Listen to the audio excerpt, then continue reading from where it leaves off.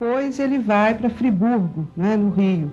E ali ele tem um embate mesmo com a estrutura do colégio. E ele dizia que foi expulso de Friburgo por insubordinação mental. E ele começa uma espécie de vida boêmia. O poeta ia bêbado no bonde. O dia nascia atrás dos quintais. As pensões alegres dormiam tristíssimas. As casas também iam bêbadas. O poeta está bêbado, mas escuta um apelo da aurora. Vamos todos dançar entre o bonde e a árvore. Entre o bonde e a árvore, dançai, meus irmãos. Os filhos estão nascendo com tamanha espontaneidade. Como é maravilhoso o amor. O amor e outros produtos. Dançai, meus irmãos. A morte virá depois, como um sacramento. O homem morava em Belo Horizonte, era muito novo, né? A companhia dele era João Afonso, Emílio Moura, que foi um grande poeta, o Milton Campos, né? Milton Campos fazia parte do bloco, e vários outros poetas. E ele tinha contato com os Verdes de Cataguases, que é a revista Verde. Ele era muito ligado aos amigos dessa geração dos modernistas mineiros. Foram os símbolos que o Drummond carregou dentro de si ao longo da vida, esses amigos da juventude com o qual ele sentava-se no café e passava horas discutindo arte, discutindo poesia. Depois eles fundaram a revista, que foi a primeira revista modernista mineira. E, evidentemente, o contato que ele tem depois com os modernistas, com a famosa viagem que o Mário de Andrade faz lá com os outros modernistas, o Oswaldo também. Ele conhece esses modernistas e depois mantém uma longa correspondência com o Mário ao longo da vida. Em 1924, hospedou-se no Grande Hotel de Belo Horizonte um grupo de excursionistas vindo de São Paulo que foi a Minas Gerais em visita às cidades históricas. Dona Olívia Guedes Penteado, Godofredo Teles, Tarsila do Amaral, o poeta francês Blaise Cendrars, Mário de Andrade e Oswald de Andrade. Interessados no movimento modernista, fomos visitá-los. Francisco Martins de Almeida, Pedro Nava, Emílio Moura e eu. Daí resultou a amizade com Mário de Andrade, desenvolvida através de sucessão de cartas trocadas a partir de então, até 2 dias antes de sua morte. Estabeleceu-se imediatamente um vínculo afetivo que marcaria minha vida intelectual, moral. Foi o mais constante, generoso, fecundo estímulo à atividade literária por mim recebido em toda a existência. A aproximação com o Mário fortificou as convicções dele e, ao mesmo tempo, o Mário, sendo uma pessoa mais exitosa do que ele, pôde, e grande estudioso, pôde dialogar com ele sobre os modos de fazer da poesia modernista. É também a cozinha da poesia, a cozinha literária, que um escritor mais experiente sempre passa para o outro, não usa tanto possessivo, não usa tanto artigo indefinido, não é? Fora a grande discussão que eles travam sobre nacionalismo e universalismo. No meio do caminho tinha uma pedra. Tinha uma pedra no meio do caminho. Tinha uma pedra. No meio do caminho tinha uma pedra. Nunca me esquecerei desse acontecimento na vida de minhas retinas tão fatigadas. Nunca me esquecerei que no meio do caminho tinha uma pedra. Tinha uma pedra no meio do caminho. No meio do caminho tinha uma pedra. Esse poema Pedra no Caminho, que ficou um tanto conhecido, ele despertou um certo movimento, não digo de indignação, mas de irritação, porque ele era tão simples, era tão barato, por assim dizer, as palavras eram tão poucas, que as pessoas dizem, puxa, mas como é que isso pode ser um poema? Um poema tem que ser complicado, um poema tem que ter adjetivos brilhantes, tem que ter frases inteligentes, tem que ser notas eruditas. E o meu poema não tinha nada, mas exatamente a minha intenção era essa, era fazer um poema com o mínimo de palavras, bem repetido, bem massacrante, bem chato, para explorar as possibilidades da repetição da palavra. Em suma, para criar uma sensação de monotonia. Quem melhor entendeu isso foi Mário de Andrade, que me declarou: o seu poema é um caso típico de cansaço intelectual. O cansaço intelectual é aquele estado de espírito em que as pessoas concentram a sua atenção num único objeto, o mais comum possível.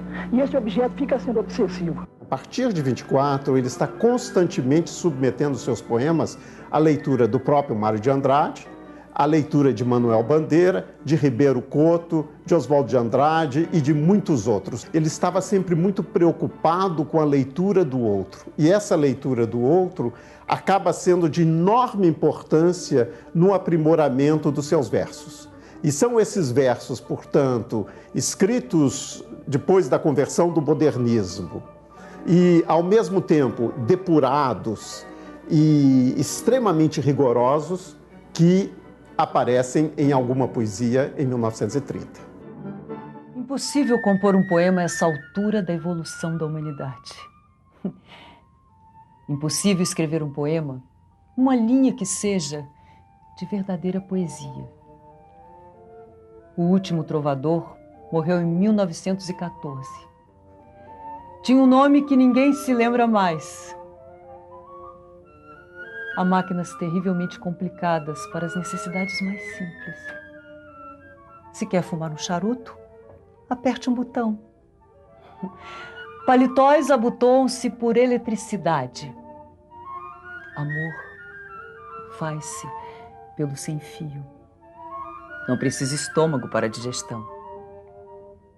Um sábio declarou ao jornal que ainda falta muito para atingirmos um nível razoável de cultura. Mas até lá, felizmente, estarei morto. Os homens não melhoraram e matam-se como percevejos. Os percevejos heróicos renascem. Inabitável, o mundo é cada vez mais habitado. E se os olhos reaprendessem a chorar, seria um segundo dilúvio. Desconfio que escrevi um poema. A ironia nele foi casada muitas vezes com a náusea, com aquela náusea existencialista. Eu sempre acho que a ironia é uma forma de reação perante os outros. É uma arma, é uma forma com que você pode também agredir aquele que você sente que o está agredindo. Mas com a náusea, não. Você não quer saber sequer de que o outro se modifique. E você joga o desprezo sobre a situação que julga incontornável. Trabalha sem alegria para um mundo caduco, onde as formas e as ações não encerram nenhum exemplo. Praticas laboriosamente os gestos universais. Sentes calor e frio, falta de dinheiro, fome e desejo sexual. Heróis enchem os parques da cidade em que te arrastas e preconizam a virtude, a renúncia, o sangue frio, a concepção. À noite se neblina, abrem guarda-chuvas de bronze ou se recolhem aos volumes de sinistras bibliotecas. Amas a noite pelo poder de aniquilamento que encerra e sabes que dormindo os problemas te dispensam de morrer. Mas o terrível despertar prova a existência da grande máquina e te repõe pequenino em face de indecifráveis palmeiras. Caminhas entre os mortos e com eles conversas sobre coisas do tempo futuro e negócios do espírito. A literatura estragou tuas melhores horas de amor. Ao telefone perdeste muitíssimo tempo de semear. Coração orgulhoso, tens pressa de confessar tua derrota e adiar para o outro século a felicidade coletiva. Aceitas a chuva, a guerra, o desemprego, a injusta distribuição, porque não podes, sozinho, dinamitar a ilha de Manhattan. Ele não foi o primeiro que fez poesia modernista. Ele precisou muito também do incentivo e das lições do Mário de Andrade. Agora, quando ele fez, foi ele que fez melhor. Se não fossem os modernistas, se eles não tivessem existido, nós estaríamos hoje num deserto, eu acho, porque tudo que eles recuperaram do passado, aquele projeto que eles tinham, a renovação que eles fizeram nas letras, nas artes visuais, na música, na fala, na linguagem, que parou de ser uma linguagem falada e escrita para ser a linguagem coloquial que nós todos usamos e que se disseminou pelos romances e pela poesia. Quero me casar, na noite, na rua, no mar ou no céu, quero me casar. Procuro uma noiva loura ou morena, preta ou azul, uma noiva verde, uma noiva no ar, como um passarinho, depressa, que o amor não pode esperar.